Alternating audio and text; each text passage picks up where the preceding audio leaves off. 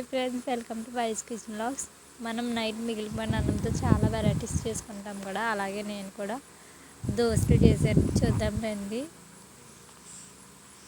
ముందుగా మిగిలిపోయిన అన్నాను ఒక కప్పు అన్నంలో 2 పొటాటోస్ అలాగే ఉప్మా రవ్వ వేసుకొని మిక్సీ పట్టుకోవాలి.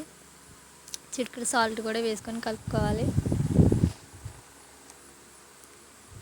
ఇట్లా మెత్తగా ఆడిన తర్వాత వీలైతే బియ్యం పిండి కూడా, అంటే బియ్యం నానబెట్టుకుని కూడా మిక్సీ పట్టుకోవచ్చు. వేసుకోవచ్చు, లేకపోతే లేదు. రైస్ ఎక్కువ వేయకూడదు.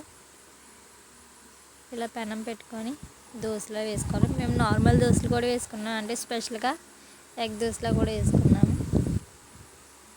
అందులో ఎగ్ దోశ అన్నమాట ఇది. చూడండి ఫ్రెండ్స్, సేమ్ దోశ ఎలా వేస్తామో మినపప్పుతో అలాగే వచ్చింది. ఇందులో ఎగ్ దోశ కూడా మీరు చూడవచ్చు కూడా. ఇంట్లో చిటికెడు సాల్ట్, కొంచెం కారం కూడా వేసుకోండి, ఇంకా బాగుంటుంది. కొంచెం కారం ఎక్కువ కారం తినే వాళ్ళు ఇంకా ఎక్కువ కారం కూడా వేసుకోవచ్చు. చిల్లీ పౌడర్, తర్వాత చట్నీ బొంబాయి చట్నీ అన్నమాట. పెనం పెట్టుకొని పోపులు వేపుకోవాలి. అందులో ఉల్లిపాయ పచ్చిమిరకాయ వేపుకొని సాల్ట్ కూడా వేసుకోవాలి.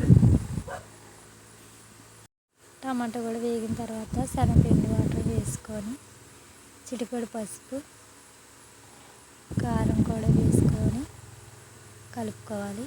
చూడండి ఫ్రెండ్స్, ఇలా అవుట్పుట్ వచ్చింది.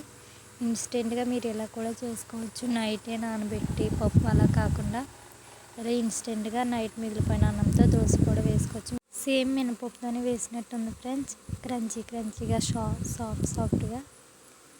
మీరు కూడా ఒకసారి ట్రై చేయండి. ఇన్స్టెంట్గా లైక్ చేసి, షేర్ చేసి, సబ్స్క్రైబ్ చేసుకోండి friends. Thank you for watching.